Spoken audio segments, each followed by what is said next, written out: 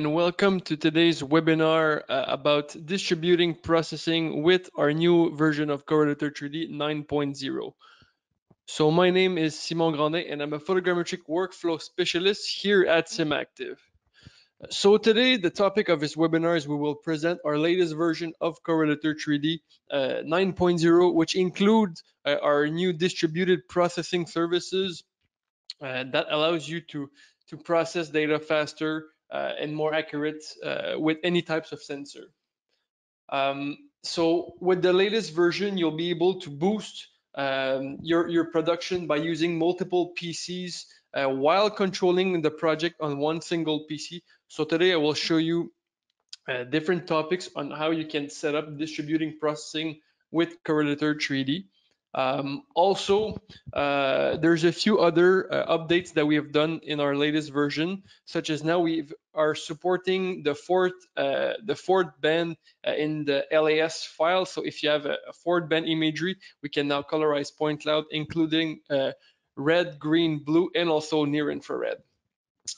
Also, another feature that we've added into this version is we've redone our GUI just a bit, at least for the ortho section. So now the ortho image are shown as if they are in the same order as the existing flight line in your project.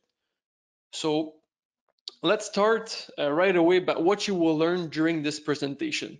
So during this presentation, I'll first start to talk about how you can configure a suitable network for your distributed processing, as this is the key for the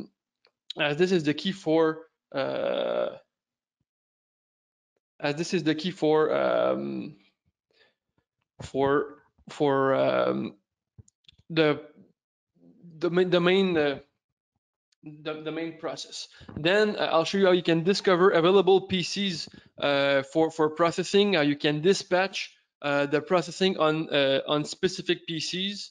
Also, how you can monitor the processing on different PCs in real time. Also, you can dynamically adjust the power during the processing. So if you need actually a license from one computer during your processing, well, you can take off one license out of the distributed processing without having to stop your project.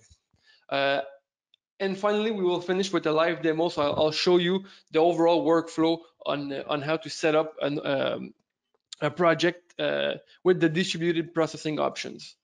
And at the end, we will also answer some questions. So if you have any questions during this presentation, feel free to write us in the chat and we'll try as much as possible to answer them at the end of the presentation.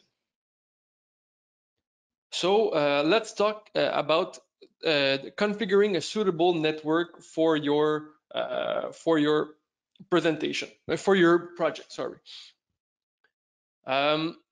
First of all, the bottleneck of the distributed processing will be your network configuration. So you really need to have some guidelines or at least some spec before trying the distributed processing on your machine. So there's a few configurations that you can have. So the data can be stored on the server, which has access to this local network, and all the computers on the network could borrow the data from this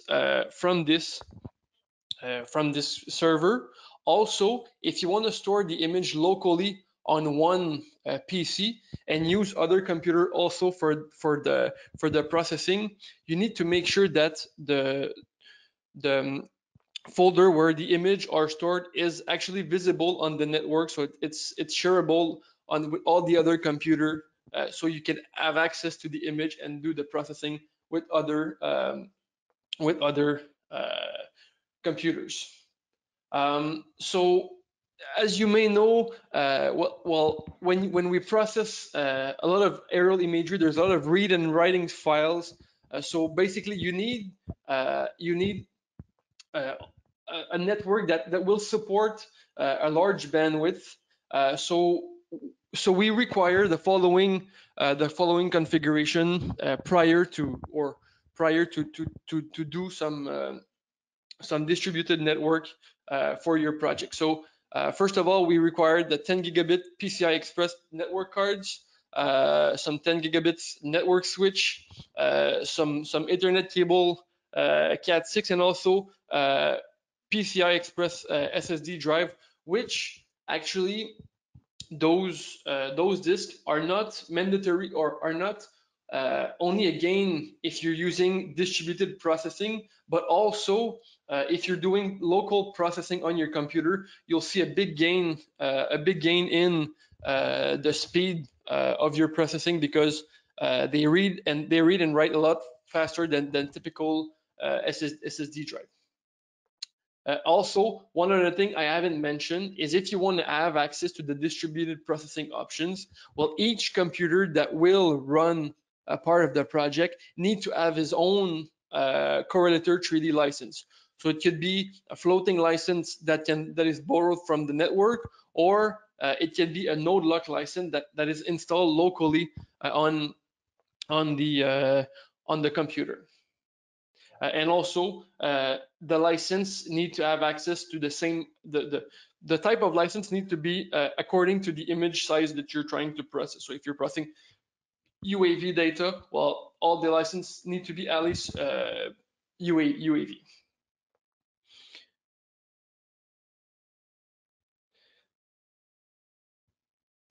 Then once your network is suitable for distributing processing, how you can discover available PC for processing.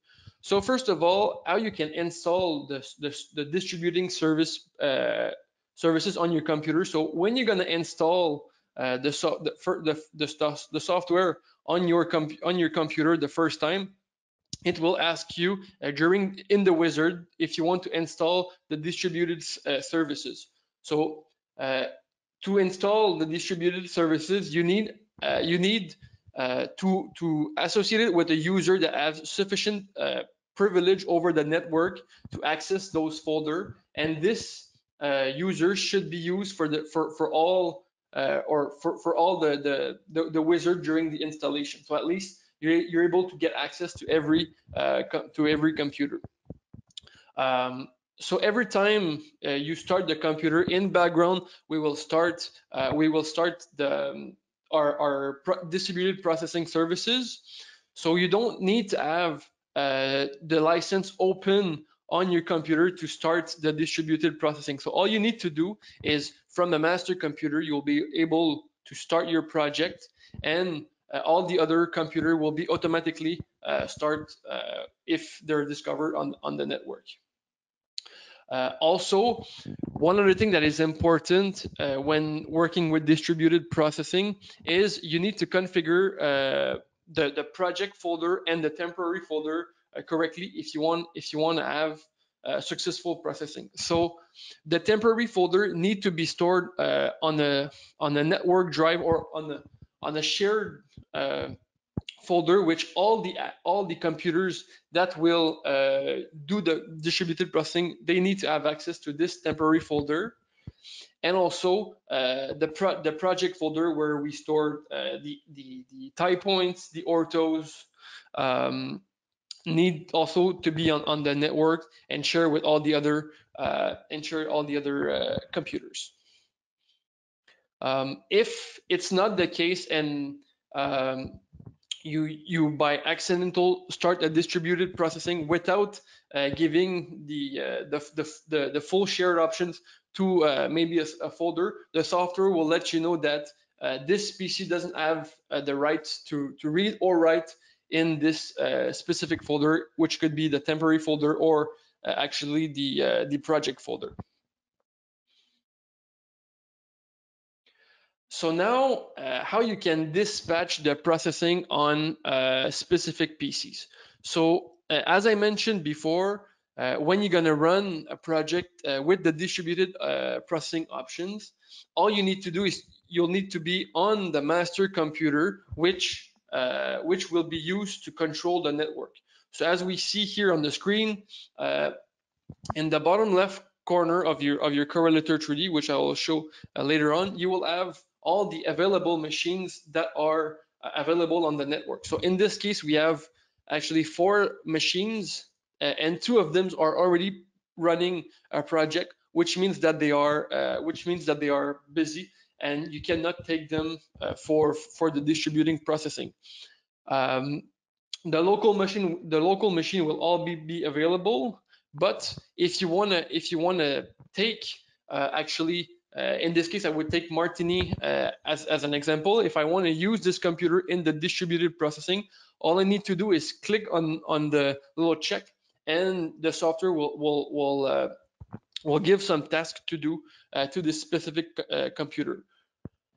um, Again, there's specific module at the moment that take advantage of the distributed processing. So the main modules that or well you were well where you will see some gain is for the type 1 extraction. So the type 1 extraction will be distributed on different computers. The more important one will be the DSM generation, which is where we get the best gain. Also, the auto rectification can be done with the distributed processing, and the texture generation for the 3D model generation. So if you want to texturize the model, well, we can use also these services. All the other modules at the moment are run locally on the master computer.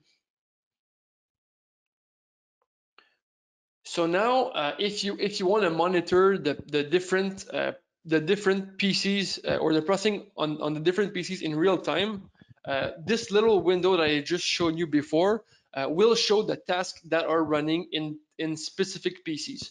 So let's say you have 3 computers or 2 computers on your networks that are running distributed processing. Well, we will take we will split the task in accordance to the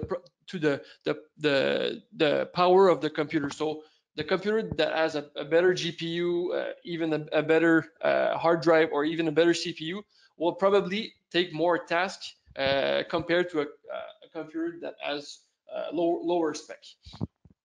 All the tasks are sent automatically, so the user does not have any task to send to which PC. So we take advantage of the full capacities of each computers.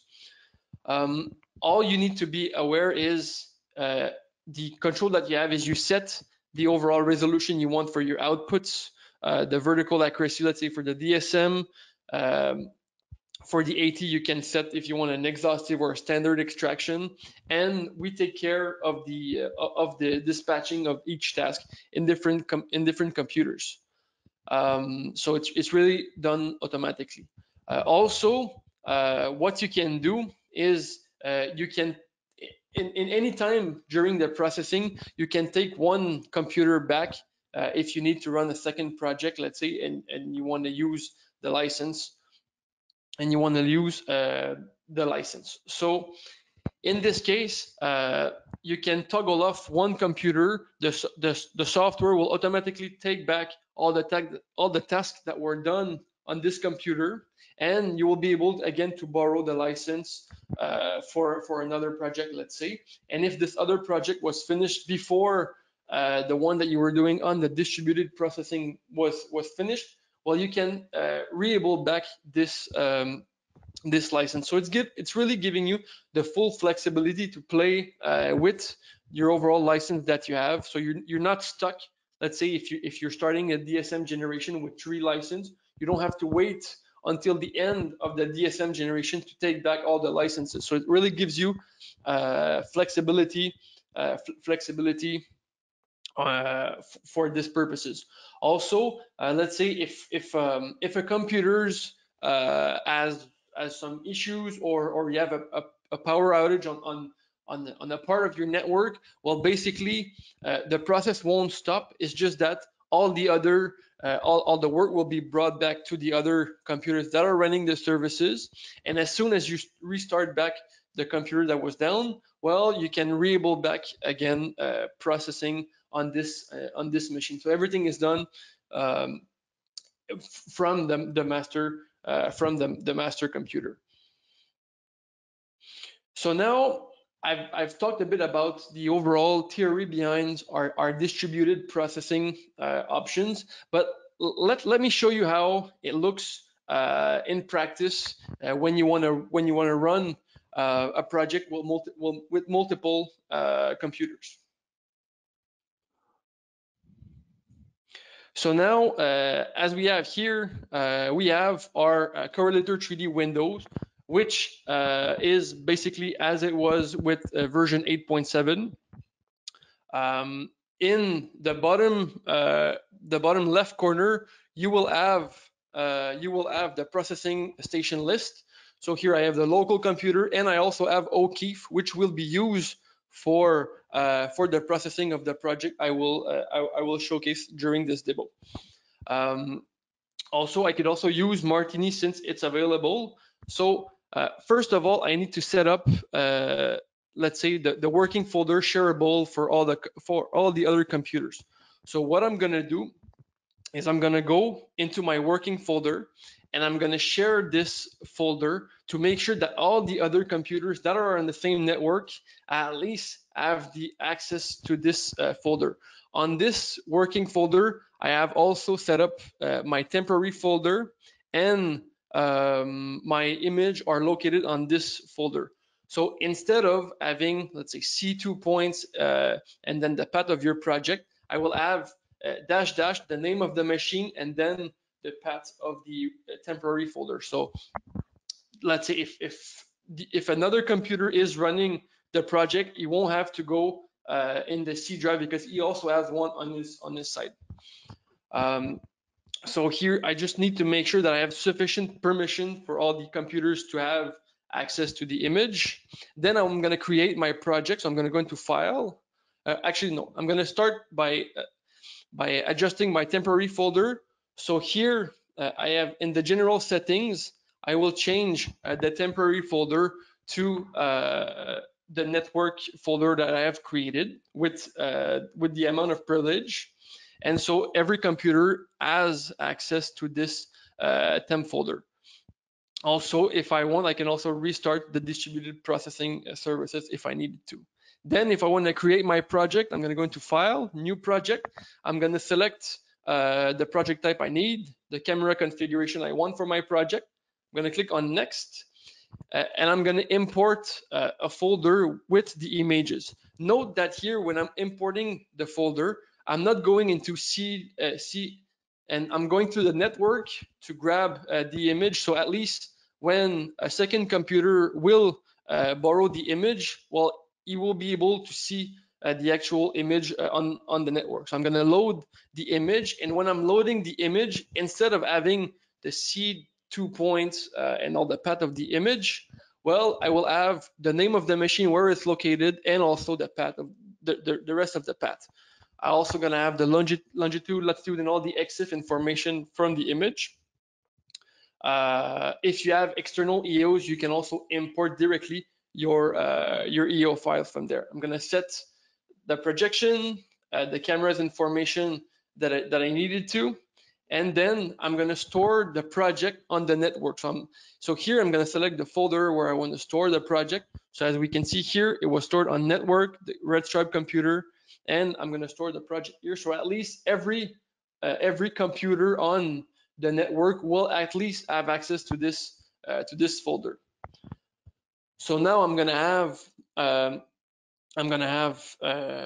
my image. So I have those little arrows, and when I'm ready to launch the process, all I need to do is make sure that the computer I want to use are toggled on in the bottom left of my screen, and they will be used for any processing when they will be launched. So the first process will be the type 1 extraction. So it will start the type 1 extraction with the local computer and also O'Keefe.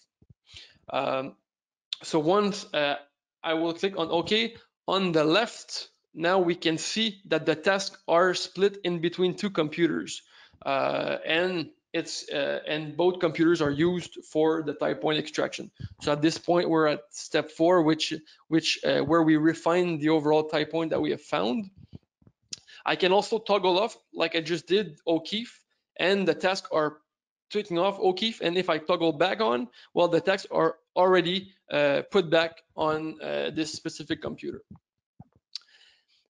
Once the AT is done, I can then run the DSM generation with at least the bundle with the settings that I need, depending on your cameras or on your EOS.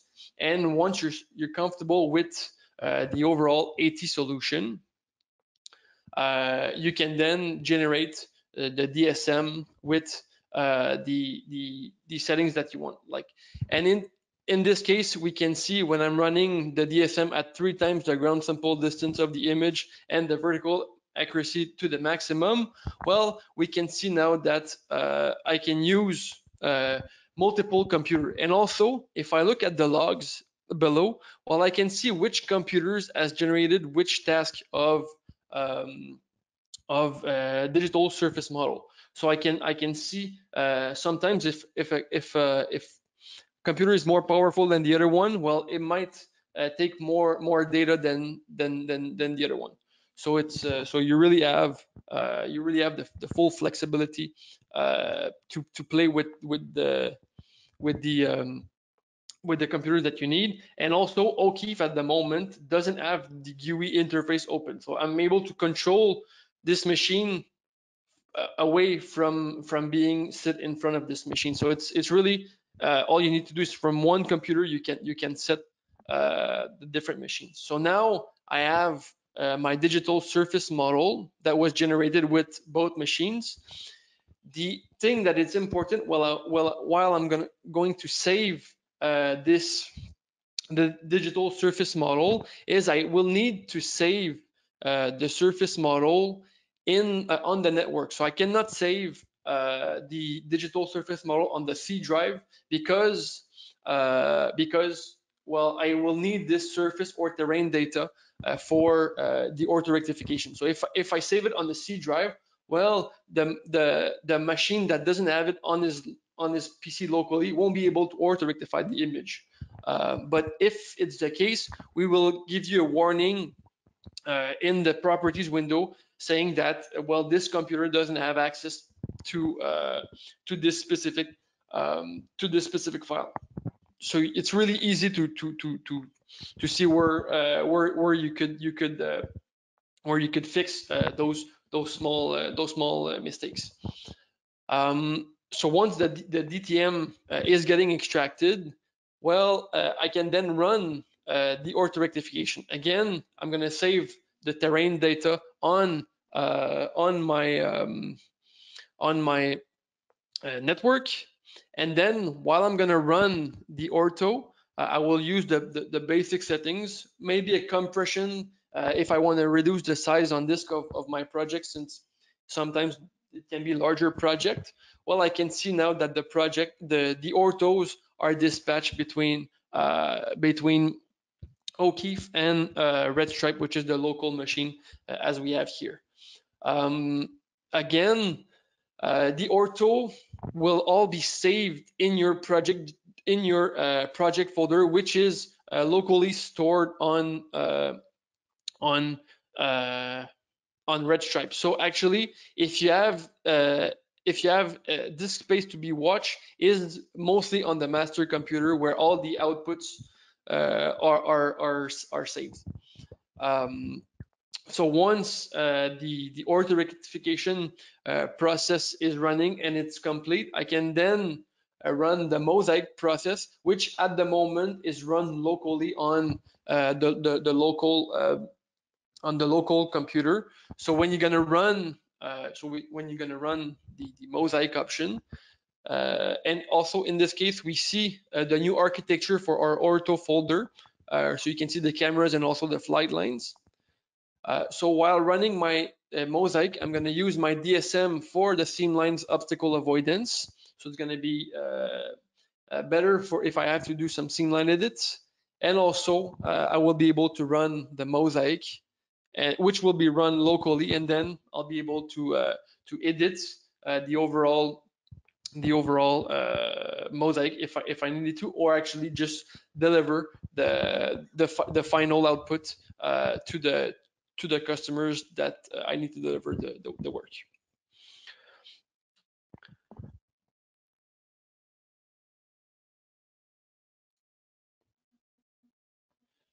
So a few unique benefits that we can have with Correlator3D. Well, mostly unmatched processing speed, and even more with our distributed processing options. We have different types of processing options. So we have the one button click solution, or we have the fully workflow where you can control the overall parameters that you want. We can process unlimited numbers of images, and even more. Well, with two machines, you will really see a big gain. Also, the software can be run on the cloud instance such as AWS or Azure if you want to.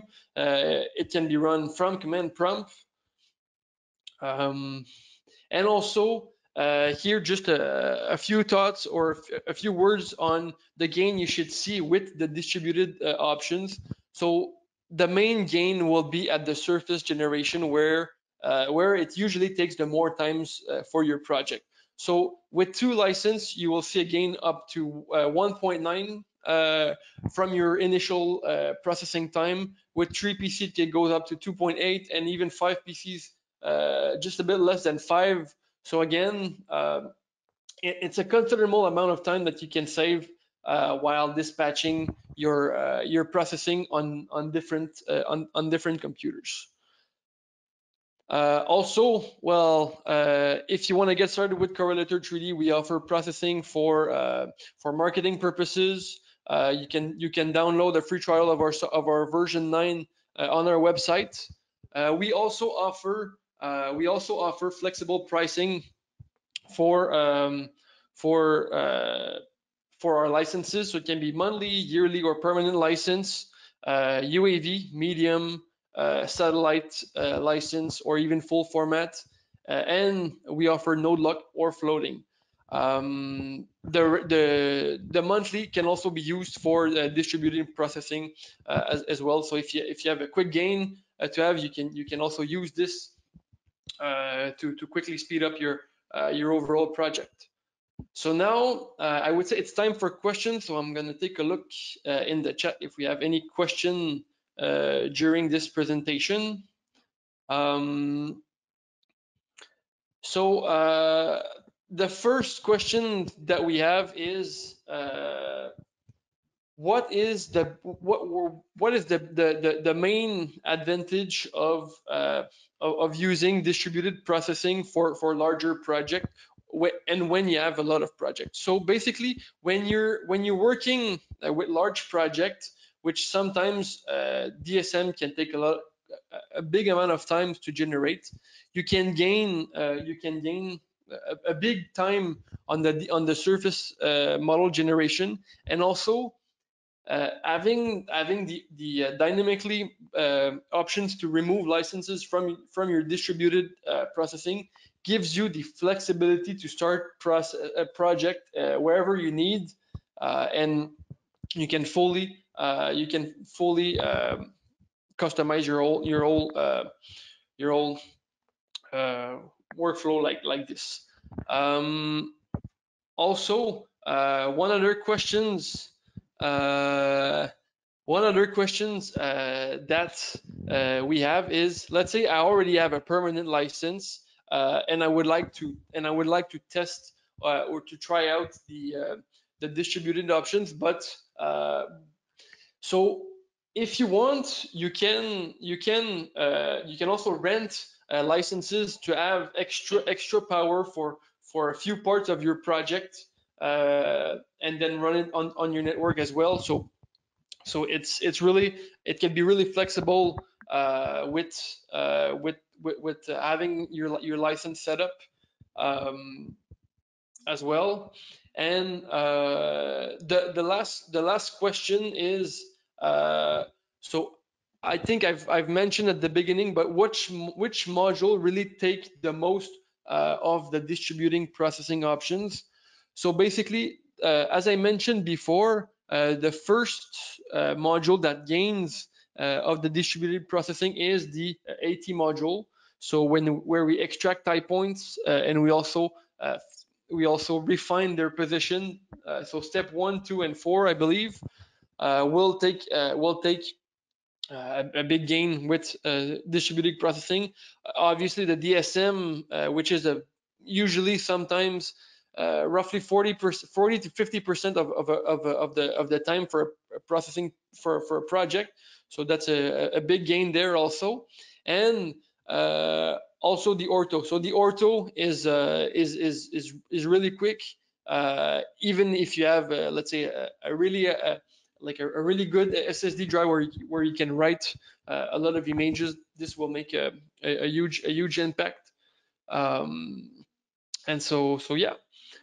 So again, thank you everyone for attending this webinar. So my name was Simon Grandin, and I'm the photogrammetric workflow specialist here at SimActive. And if you have any questions regarding this presentation, or you want to have more information about our distributed processing, well, you can write us an email at sales@simactive.com, and it will be a pleasure for us to answer all of your questions regarding our latest version, Correlator3D 9.0.